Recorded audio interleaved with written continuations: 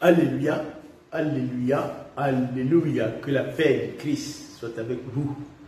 Si c'est pour la première fois que vous me découvrez, je m'appelle le vénérable suprême évangéliste Jonas Yves Aoyo.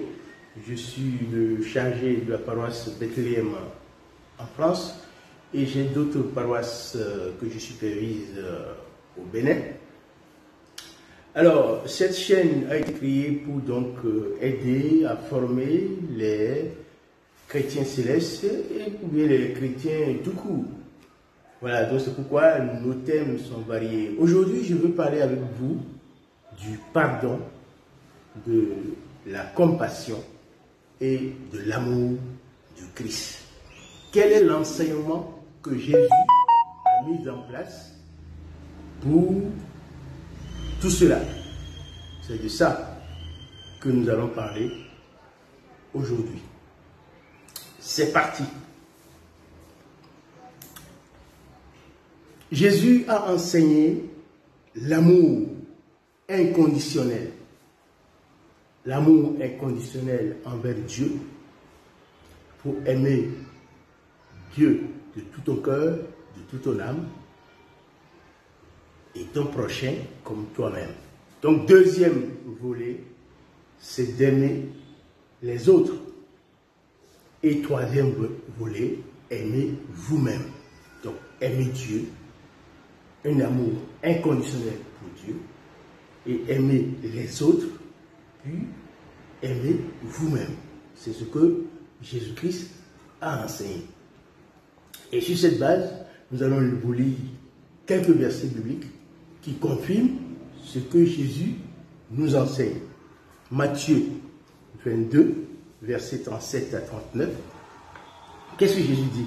Tu aimeras le Seigneur, ton Dieu, de tout ton cœur, de toute ton âme et de toute ta pensée.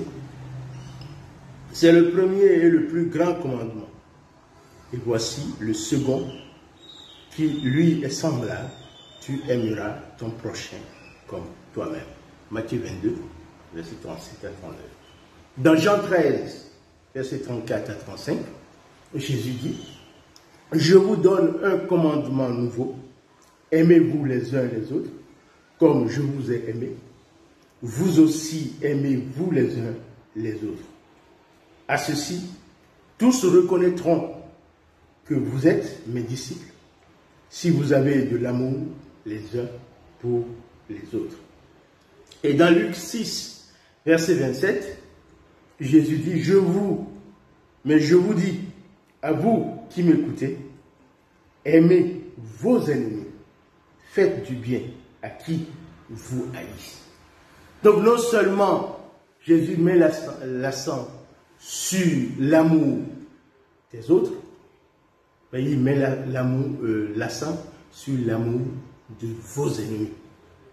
Aimez vos ennemis. Aimez ceux qui vous haïssent.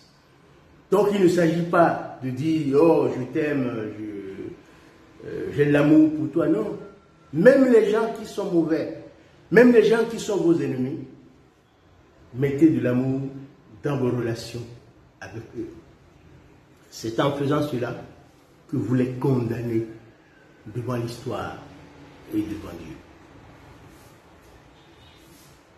Évoluons dans l'enseignement de Jésus. Nous venons sur le pardon. Le pardon, Jésus dit qu'il ne s'agit pas de pardonner une fois. Il faut pardonner toutes les fois qu'il est possible. Il faut pardonner à ceux qui vous offensent. Parce que si vous ne pardonnez pas à ceux qui vous offensent, lui aussi, le Père, ne vous pardonnera pas vos offenses. C'est ce que nous disons tous les jours quand nous lisons notre Père.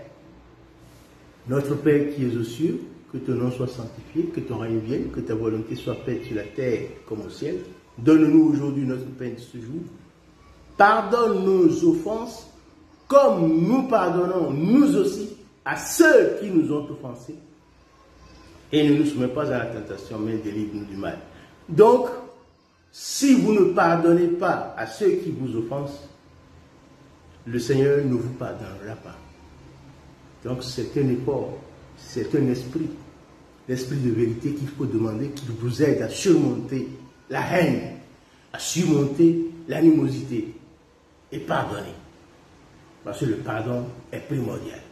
Alors lisons quelques versets bibliques pour étayer.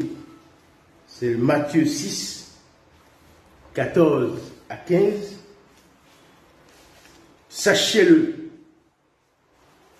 si vous pardonnez aux autres leurs offenses, votre Père céleste vous pardonnera aussi.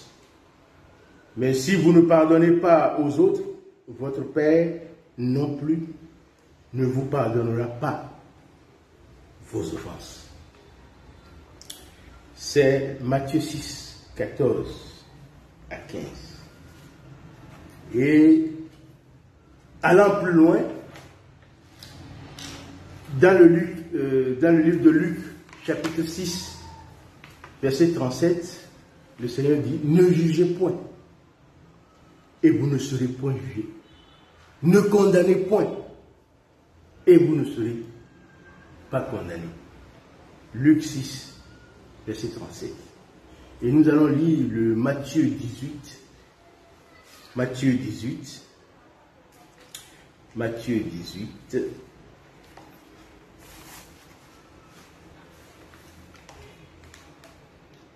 Alors, Pierre s'approche et lui pose cette question. Seigneur, combien de fois vais-je pardonner à mon frère si de nouveau il me fait tort? Jusqu'à 7 fois? Et Jésus lui dit, je ne dis pas 7 fois, mais 77 fois.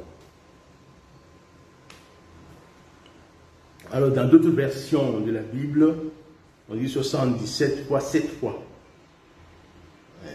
Ou bien on dit 77 fois 7 fois. Ça veut dire que le pardon n'a pas de limite et n'a pas de nombre. Il faut toujours pardonner tant que cela dépendra de toi. Il faut pardonner celui qui t'offense. Parce que si tu ne le fais pas, ton Père qui est dans les cieux et qui voit ne te pardonnera pas non plus. Voilà, chers amis, ce que nous avons dit sur l'enseignement de Jésus-Christ sur le pardon. Et nous passons à la compassion. La compassion, c'est l'entraide. Les gens qui sont en difficulté, que vous voyez, vous pourrez les aider. Les gens qui ont des difficultés, vous pouvez les aider autant que vous pouvez. Alors, dans le livre de Matthieu, Matthieu chapitre 9, Matthieu 9, dans le livre de Matthieu chapitre 9, en voyant ces foules, il eut pitié d'elles, car elles étaient accablées et sans réaction, comme des brebis qui n'ont pas de berger. Alors il dit à ses disciples, la moisson est abondante et les ouvriers sont peu nombreux. Priez donc le Seigneur de la moisson pour qu'il envoie des ouvriers à sa moisson. Donc, Jésus eut pitié de cette foule qui était rassemblée. Et dans le livre de Matthieu 25, Matthieu 25, qu'est-ce qu'il dira? Matthieu 25, qu'est-ce que Jésus dira?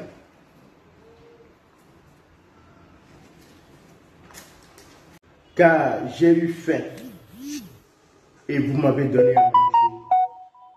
J'ai eu soif et vous m'avez donné à boire. J'étais étranger et vous m'avez accueilli.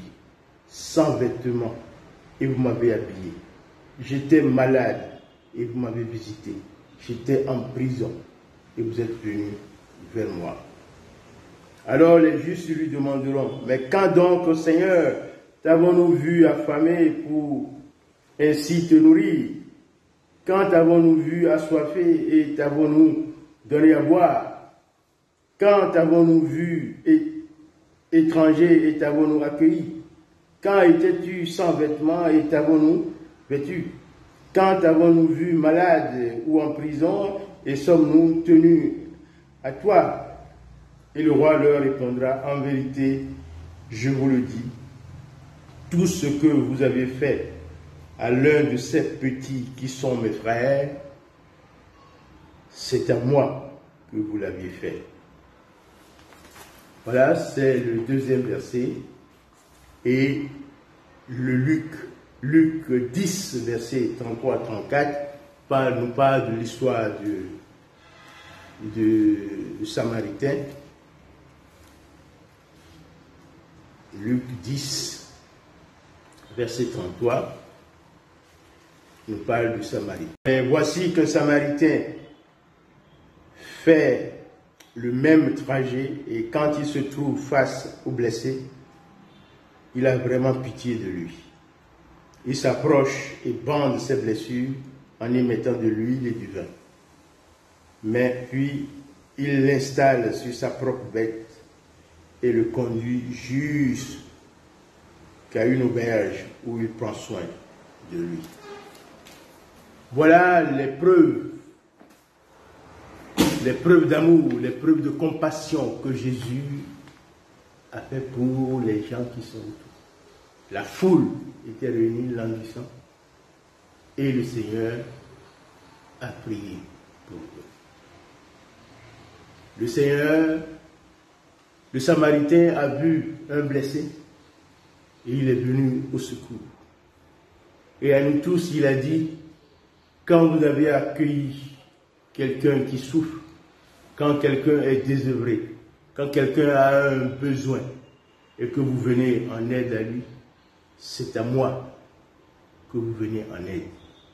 Donc sachez-le que Dieu est amour et donc la manifestation de l'amour, c'est aussi dans la compassion qu'il faut manifester cet amour-là. Chers amis, il ne sert à rien de dire que nous sommes chrétiens, que nous avons notre frère qui est en difficulté et nous ne pouvons pas lui venir au secours. Autant du milieu de nous l'indifférence, et essayons de partager ce que nous avons. Je disais à une de mes paroisses que ce n'est pas parce qu'on est riche qu'on donne. Non, c'est parce que l'autre en a besoin que tu partages ce que tu as. Voilà. Partageons et aimons-nous les uns les autres comme Jésus nous l'a enseigné et que le Seigneur vous bénisse. Dans la description, écrivez vos commentaires et écrivez les questions que vous voulez que je traite prochainement.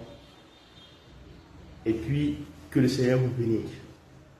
Aimez la vidéo si ça vous a plu et partagez aux gens qui sont autour de vous pour m'encourager à faire d'autres vidéos pour vous. Et que le Seigneur vous bénisse. À très bientôt. Je vous remercie.